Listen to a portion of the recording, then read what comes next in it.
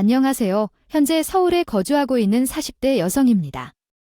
몇 년 전 저에게 발생한 매우 유쾌하고 놀라운 이야기를 여러분께 소개하고 싶어서 찾아왔습니다. 어떤 말부터 시작해야 여러분의 흥미를 끌 수 있을지 고민되지만 걱정하지 않고 시작하겠습니다. 제 이야기를 마치면 제게 정말 많은 고생을 시켜준 해가 그친다는 마음으로 행복해하고 싶습니다. 이 글을 쓰면서 지난 사건들을 다시 생각해보니 화가 날 때도 있고 마음이 편안해지기도 합니다. 그 감정을 여러분과 공유할 수 있어서 정말 행복하고 감사한 마음이 듭니다. 제 처지와 비슷한 분들이 있다면 결코 참지 마시고 걱정하지 말고 솔직해지고 사세요. 그게 좋을 거라고 말하고 싶습니다. 이제 시작해보겠습니다. 남편과 처음 만난 순간은 소개팅도 아니고 지인들과의 모임도 아닌 길거리에서였습니다. 제가 어릴 때 심장수술을 받은 적이 있어서 몸이 조금만 지치면 앉아서 먼 곳을 바라보며 휴식을 취해야 했습니다. 어릴 적부터 항상 있던 일상이라 사실 저에게는 크게 특별하지 않은 일상이었지만 남들 눈에는 그것이 특별할 수도 있는 일이라는 것을 알게 되었습니다. 그날도 제 몸이 조금 이상하다는 사실을 알고는 있었지만 당장 쉴 만큼 몸이 안 좋았던 상황은 아니라는 생각에 조금 무리를 하게 되었습니다.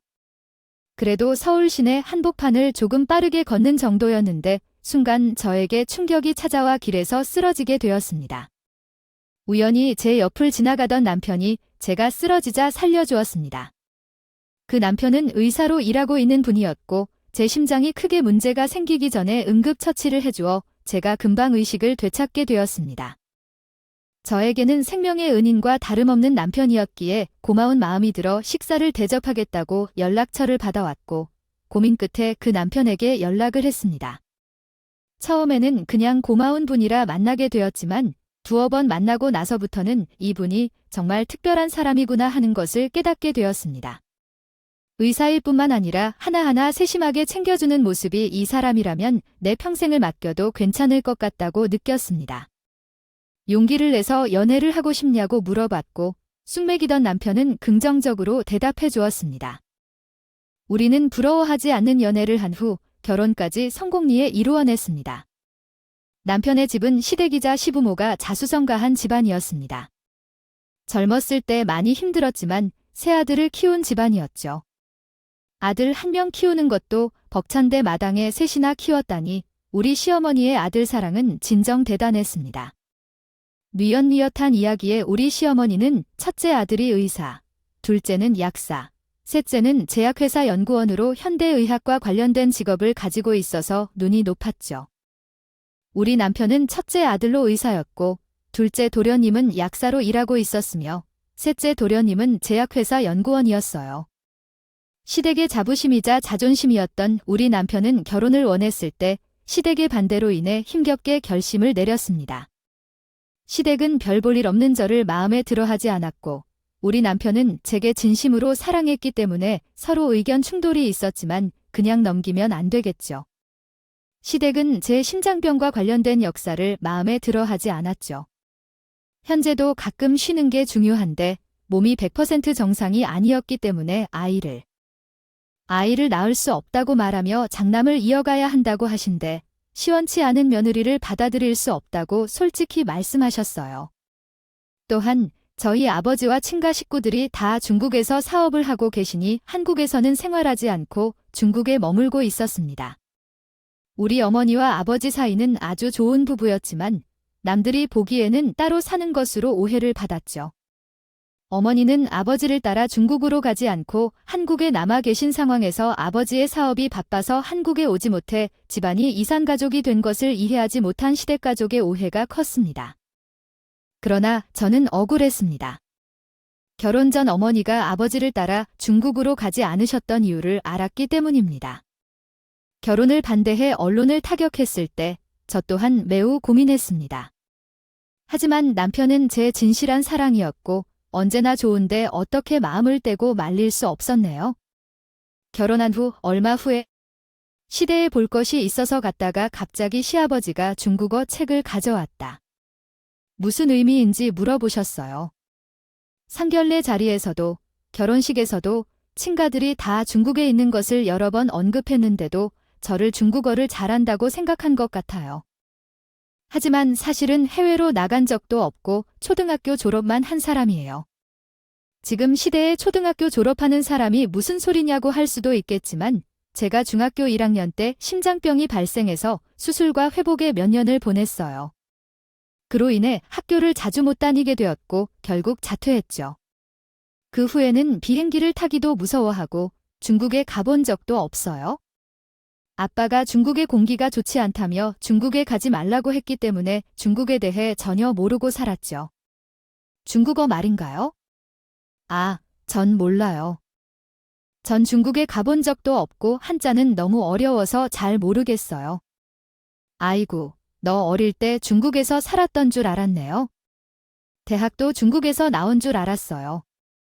그러면 너 어느 학교 나왔니? 라고 묻고 계시군요.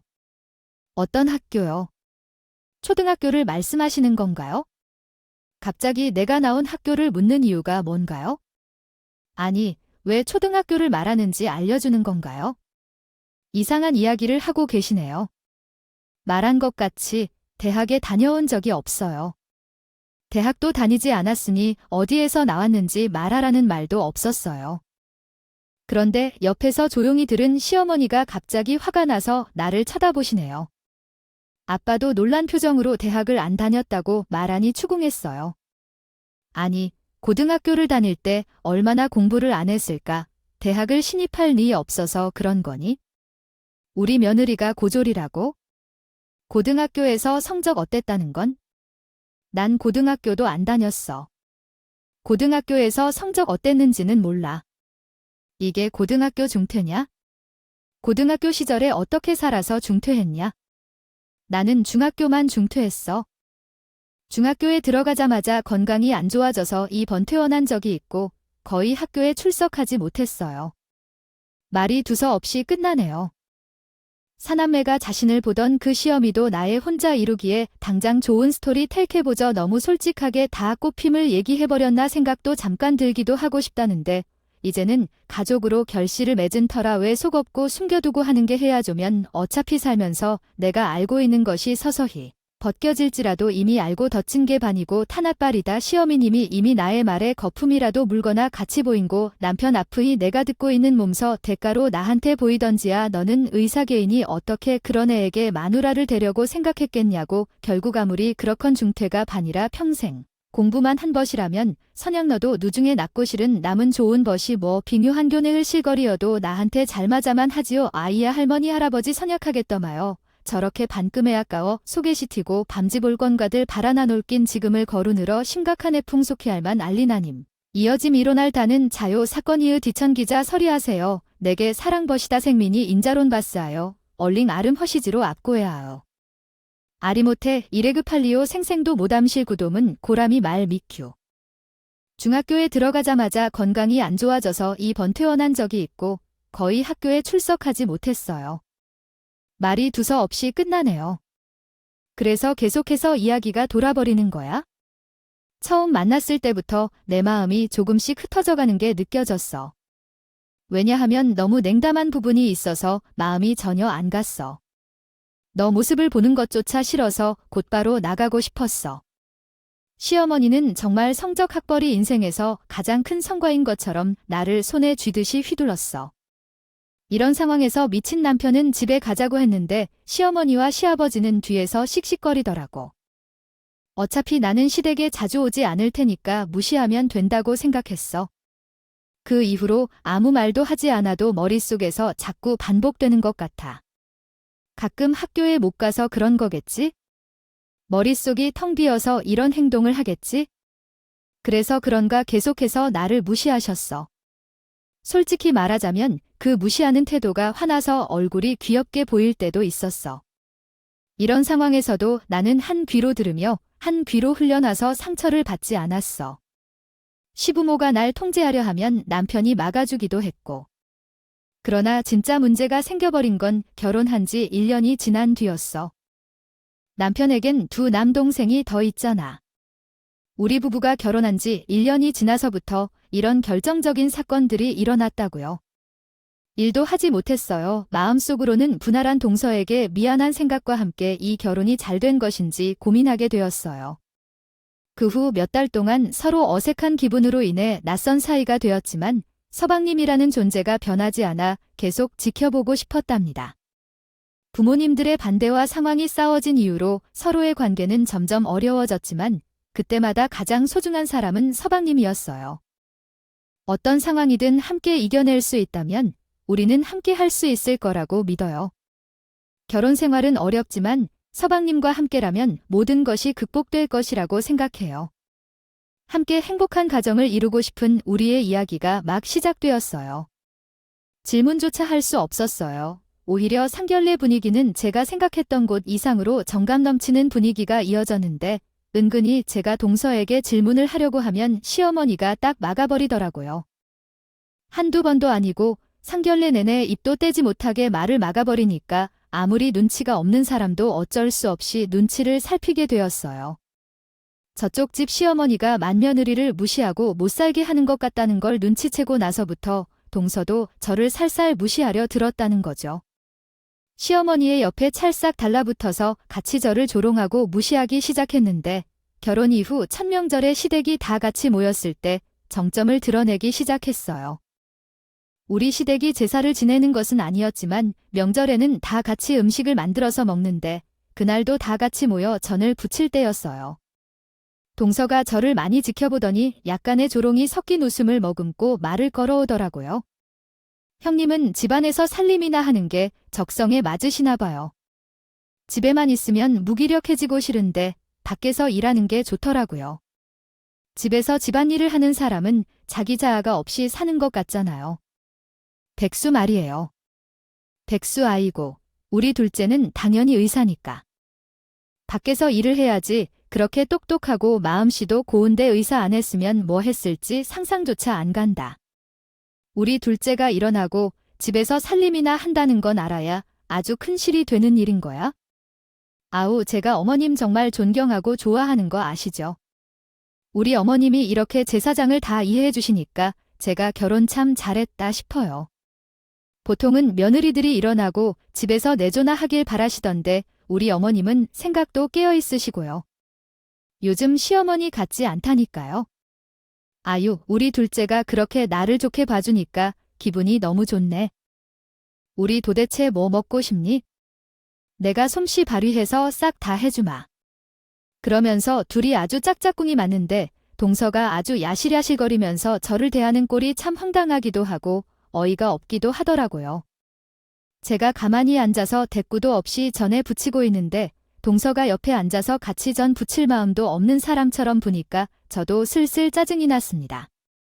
동서 여기 앉아서 같이 전이나 부쳐 이거 다 하려면 가만히 앉아서 몇 시간을 부쳐야 할 거야. 어머, 형님은 집안일 하시는 거 좋아하시지만 저는 영 이런 거 못했어요. 제가 타 망치면 안 되지 않겠어요. 우리 형님은 빈대떡도 잘 부쳐주시네요. 그래서 형님 좀 맡아서 해주세요. 저는 이상하게 기름 냄새 오래 맡으면 속이 미식미식 거려서요. 이것을 내가 어떻게 혼자 다 해야 할지 모르겠어요. 동서랑 같이 하려고 일부러 양도 넉넉하게 잡았는데 어서 앉아 이것을 혼자 다 못해요. 저는 밖에서 일을 하고 온 사람인데 시댁에 와서는 푹 쉬고 싶어요. 형님이는 바깥일을 안 해보셔서 모르실지 몰라도 힘들어서 못하겠어요. 그래, 우리 둘째 어제도 무슨 수술 있다고 했었죠. 언니 수술이라는 것은 보통 일이 아니라고 하더라고요.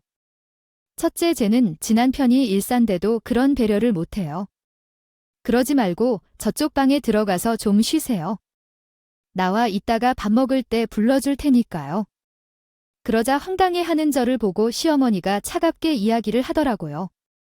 너는 맨날 집에서 하는 일이 이거 아니니? 내가 나서서 형님으로서 본보기를 보여도 시원찮을 판에 나도 안 시키는 시집살이를 내가 시키려고. 이 정도 양은 혼자서도 충분히 할 수 있다고 본다. 얼른 가서 천이나 붙여. 그 이후로도 무슨 행사만 있으면 동서는 시부모에게 선물 하나만 덜렁 사오는 게 끝이고 행사 준비부터 시작해서 음식 준비까지 전부 제가 다 도맡아서 해야 했어요. 나 또한 불만스러웠고 어려웠어요. 하지만 나 사람으로서 동서에게 의도적으로 친절하게 대하고 노력도 많이 했어요. 동서도 나랑 친해지거나 잘 지내고 싶은 마음이 있다면 내 노력에 응답해줄 거라고 했는데 아니었어요. 동서는 그저 어머니 곁에 붙어 다니는 박쥐일 뿐이었어요. 형님이 최근에 나에게 너무 잘해주는 것이 가식적으로 보이나요? 나한테 뭔가를 얻어먹을 만한 이익을 찾고 있나 봐요. 아, 내가 동서에게 얻어먹을 게 있나 가식적으로 의심하지 말아줘. 그냥 동서와 친해지고 싶어 해서 하는 행동이야. 아, 동서와 친해지고 싶다는 마음일 뿐이야. 아, 나도 한번 대접 받아보자고 하는 모습이 꽤 기운 받아 보여. 형님, 너무 윤회하려는 건 아니지. 어머니와 얘기 좀 해야겠어요. 어떻게 해야 좋을지 전혀 감이 안 잡혀. 막내 서방님이 결혼 2년 차에, 나는 결혼 3년 차에 인사를 하러 왔어요. 집에 발을 들이자마자 동서가 뛰쫓아 나가서 막내 서방님의 여자친구와 이야기를 나누는데 뭔가 둘이 잘 어울리는 것 같았어요. 두 사람 다 잘 생각했어요. 우리가 이제 한 가족이 됐다고 생각하며 대화를 나누던 중 뜻밖에도 같은 병원에서 일하는 후배였다는 것을 알게 됐어요. 그 후배는 우리 남편의 후배이자 의사였어요. 다시 말해, 우리 시어머니가 의사 며느리가 되었다는 셈이죠. 시어머니는 웃음꽃이 지고 기쁨에 들뜨며 난리를 피우셨어요. 두 분의 의사인 후배를 대하는 것이 정말 어려웠는데 그때부터 제 머릿속은 마치 파도가 친 듯이 어지러웠어요.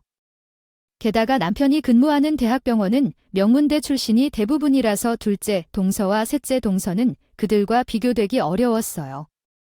시부모님께서는 학벌과 명성을 중시하는 사람들이라 둘째와 셋째는 손에 끼는 존재가 아니었어요. 이후 시집살이는 점점 더 어려워졌어요. 시어머니와 둘째, 셋째 동서는 서로 친해져서 시어머니 생신날에도 선물을 주고 명절에는 서로가 힘들었다며 의사에게 선물을 주었어요. 그렇지만 저는 빼놓고 남겨져서 진실 변경된 점을 천천히 요구했고 남편은 그 용건을 다 문구해내요. 나는 의사 후배이기도 하니까 남편이 나의 편에 들어주겠다고 말씀드렸습니다. 항상 시어머니가 먼저 막아서 집안일은 서로 나눠서 해야 한다고 얘기했습니다. 어제도 밤새 수술 후 피곤한 상태에서도 며느리들이 찾아왔는데 좀 쉬게 놔두라고 말씀드렸습니다. 그러자 시어머니는 집안일을 못하는 나를 비난하며 말씀을 하셨습니다.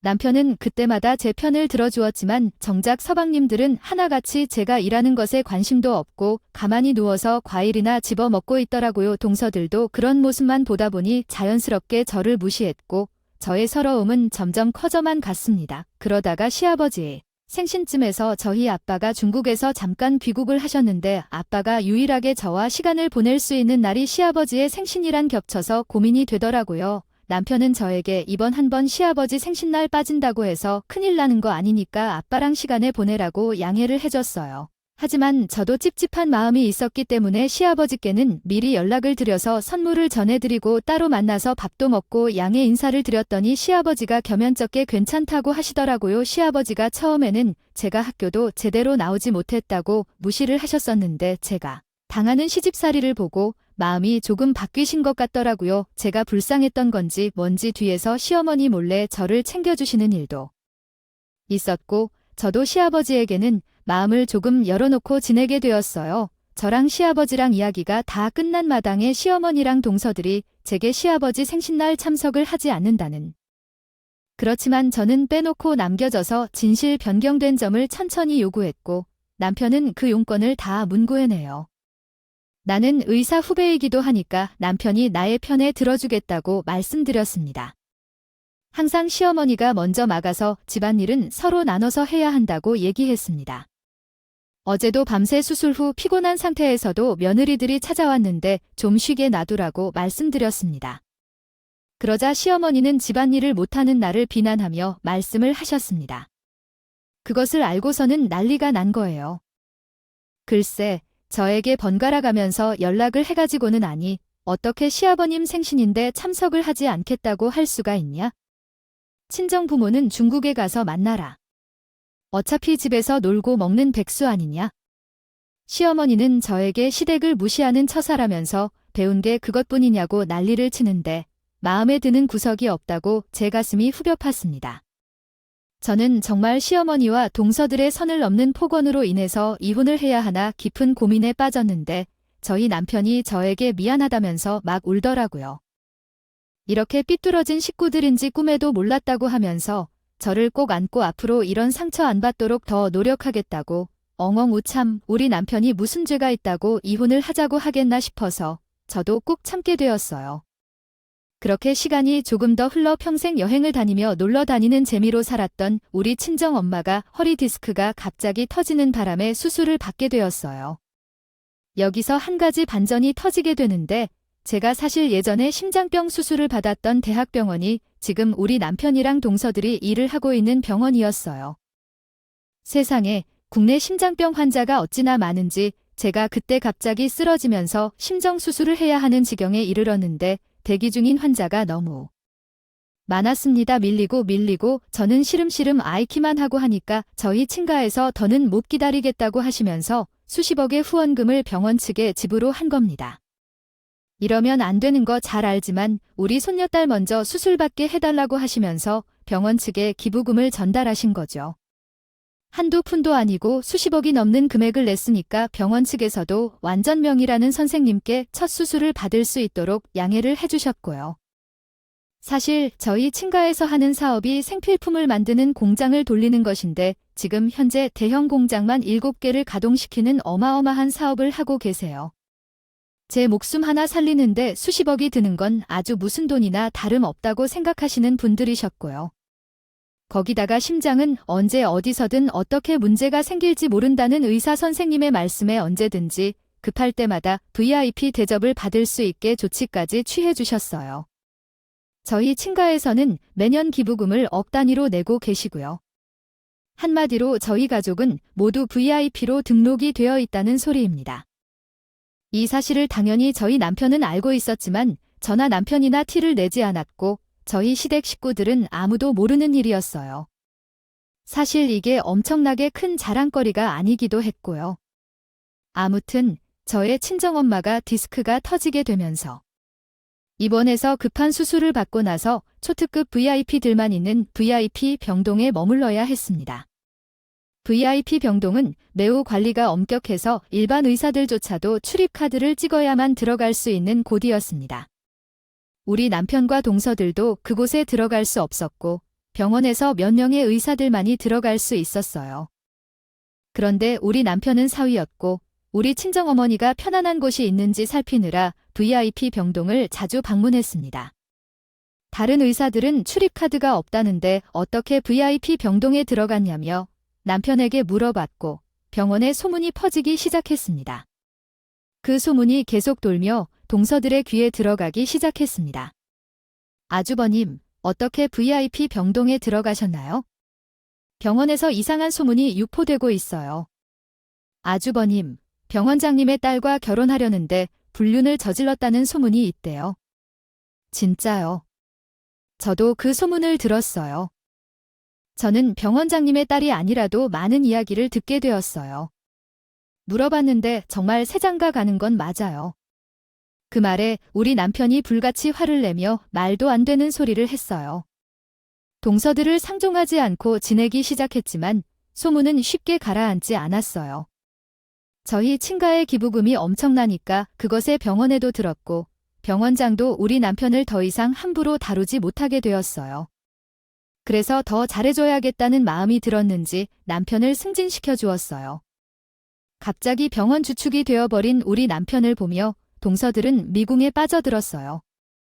우리 시어머니까지 합세하여 남편이 병원 주축들에게 얽힌 이유를 추리하기 시작했어요. 처음에는 능력이 뛰어나서 승진했다고 생각했는데 갑작스런 승진까지 겹치니 바람을 피운 건 아닐까 의심했어요. 또한 소문이 남편이 대단한 집 딸이나 병원장 딸이라는 말까지 나와 시어머니는 윽박지른 것 같아요. 아마 초등학교만 졸업한 조화가 차이가 나는 여자라고 생각했던 게 아닌가 싶어요. 아버지가 외도를 바랄지 또는 무엇인가로 저를 멸시하기 시작한 대단한 집딸과의 재혼 계획 때문에 신의 도움이 있었는지 제 삶은 위태로웠습니다. 시어머니는 친구들과 여행 계획을 세웠는데 많은 금액이 모이고 하와이로 여행을 떠났다고 말씀하셨어요. 여행을 가실 때 필요한 것이 뭔지 물으니 시어머니는 대답조차 않았습니다. 아마도 남편이 외도를 하고 있다는 소문에 확신을 가졌는지 어차피 저와 빠른 이혼을 해야 더 좋은 가정에서 딸과 재혼할 것을 믿은 것 같았습니다. 따라서 시어머니는 어떻게든 저를 쫓아내기 위해 노력하고 계셨고 제게는 이런 멸시를 더 이상 받고 싶지 않다는 마음이 가득했습니다. 제 남동생들은 나를 제외하고 시어머니가 여행 간 돈을 갖다 주었다고 하더라고요. 그래서 제가 돈을 준비하여 시어머니에게 드렸습니다.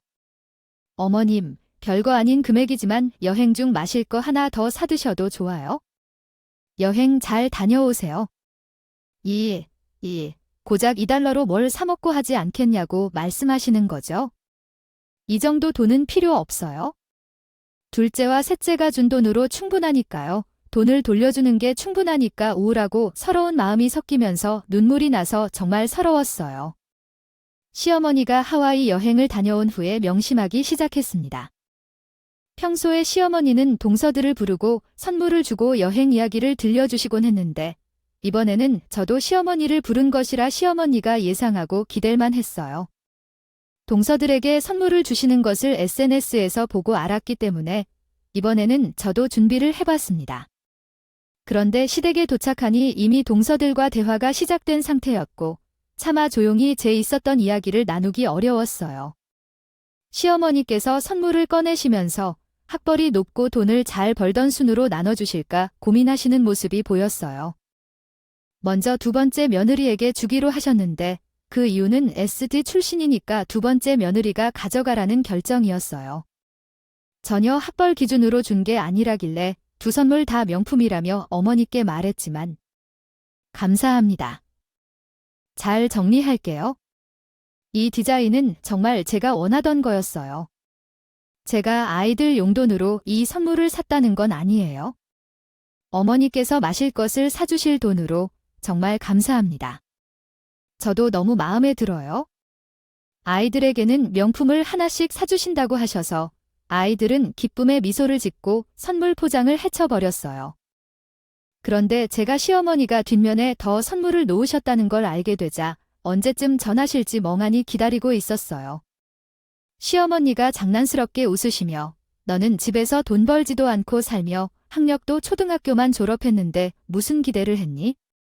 내가 학벌순으로 선물을 줄 거라고 했냐? 이 목에 쓰레기 묶어줘야 할까?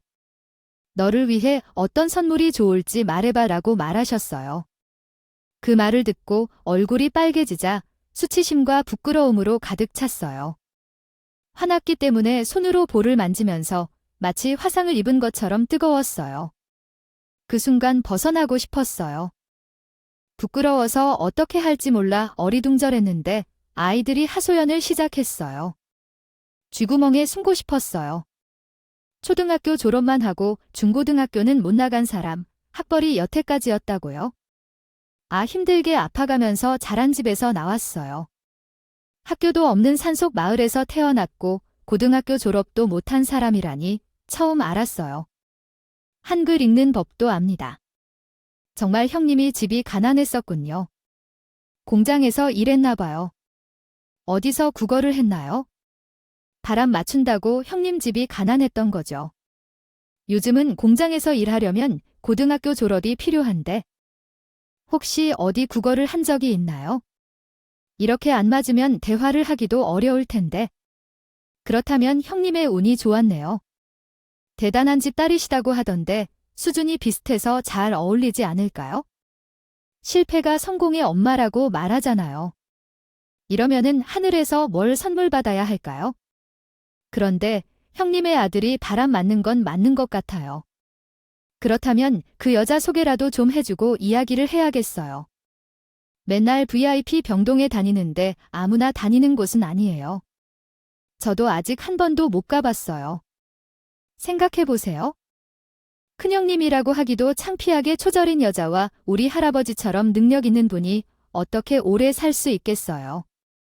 와이프라니, 쪽팔릴 만큼 도저히 어디 속에도 들 수 없나 봐요. 독립할 수 없는 모욕에 나는 그 자리에서 벌떡 일어섰다. 내 주먹을 꽉 쥐고 시어머니와 동서들을 내려다보고 있었어. 그런데 그 모습은 정말 웃겨서 상대를 무시하는 그 눈치였어. 모두한테 받은 수치를 갚아주고 싶어져서 그 순간 내게 생각할 수 있는 건 그런 것밖에 없었어. 나는 그들에게 당장 사과해. 그러면 이 사건을 다시 떠오르지 않을 테니까. 만약 지금 사과하지 않는다면 내가 할 짓도 상상하기 싫다. 내 말이 끝나지 않을 때 동서들은 배꼽을 잡으면서 웃었다. 나의 말이 어떤 파장을 일으키는지 전혀 상상할 수 없었어. 날 무식하다고 해 용기가 있다던데 초등학교 졸업인 나에게 그렇게 말한다면 정말 대단하다고까지 손뼉을 치며 기립박수를 쳤어. 그 소리를 들으니까 나도 몰래 눈물이 흘렀어. 더 이상 참지 않겠다는 결심으로 내가 아빠에게 전화를 걸었어.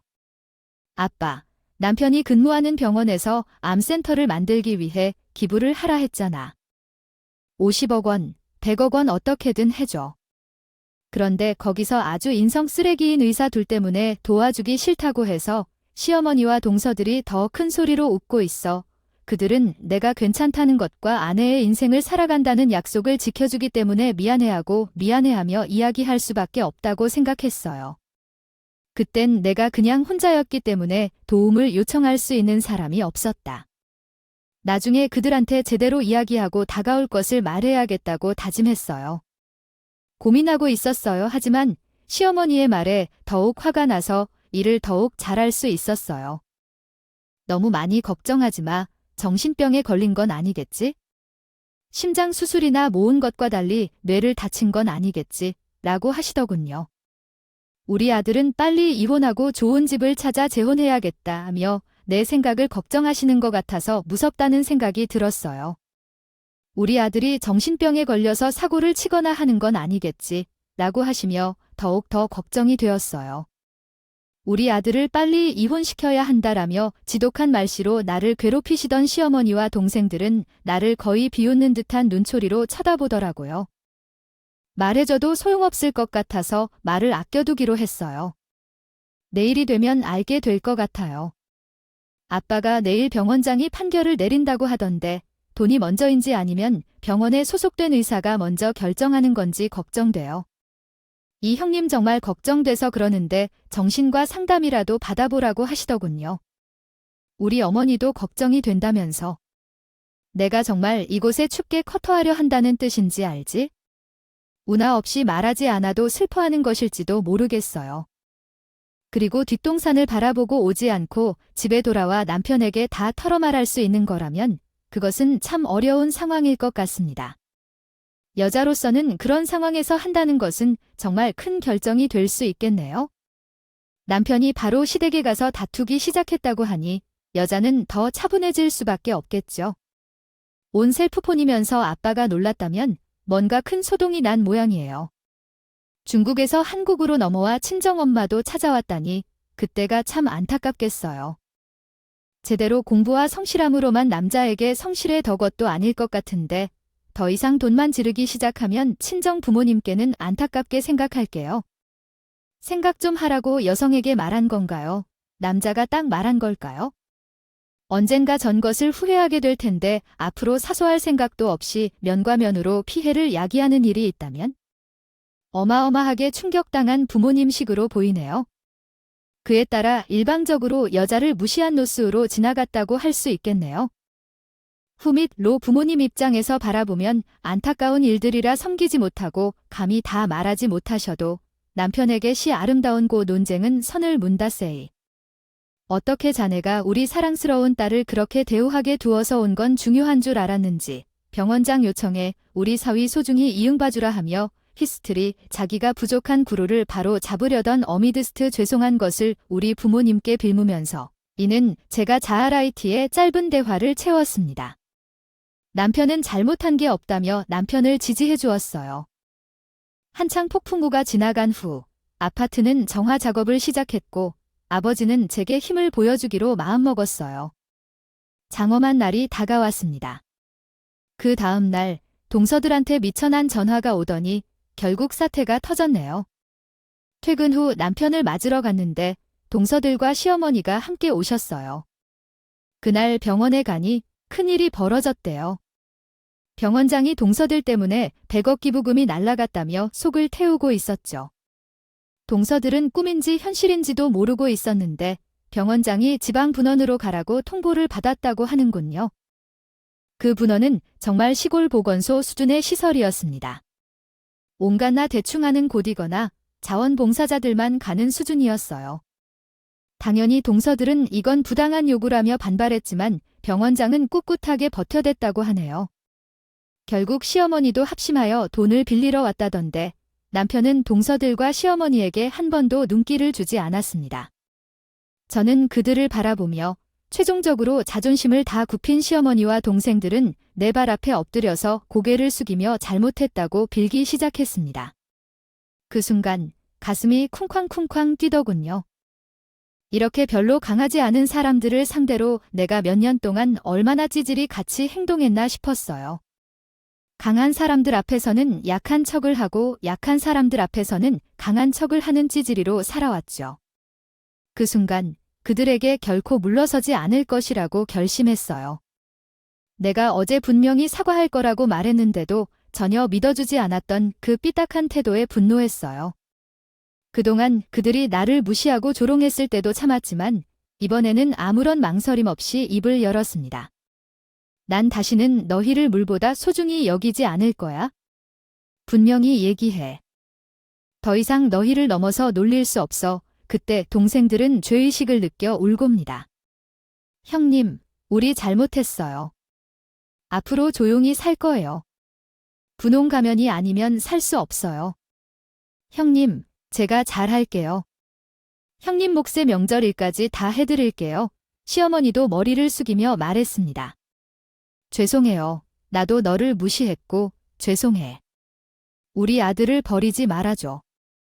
우리 셋은 함께 울고 노력할게. 이 말에 제 남편은 어리둥절해하며 어떻게 해야 할지 몰랐습니다. 그렇게 정리하고 밖으로 나왔습니다. 그날 그 후로 나는 시어머니 집을 더 이상 방문하지 않았다. 동생들은 결국 별도의 발령을 받아 부인과 주말부부로 살게 되었어요. 둘째 동생은 주말부부 생활이 힘들다며 근처에 작은 약국을 개설하고 이사를 가버렸다. 그러나 생애하기 힘들어져서 고생하고 있다고 해요. 돈을 벌기도 어렵고 생활이 어려워져서 매번 우리 가정에 도움을 요청하고 있다. 세 번째 동생 부부는 주말부부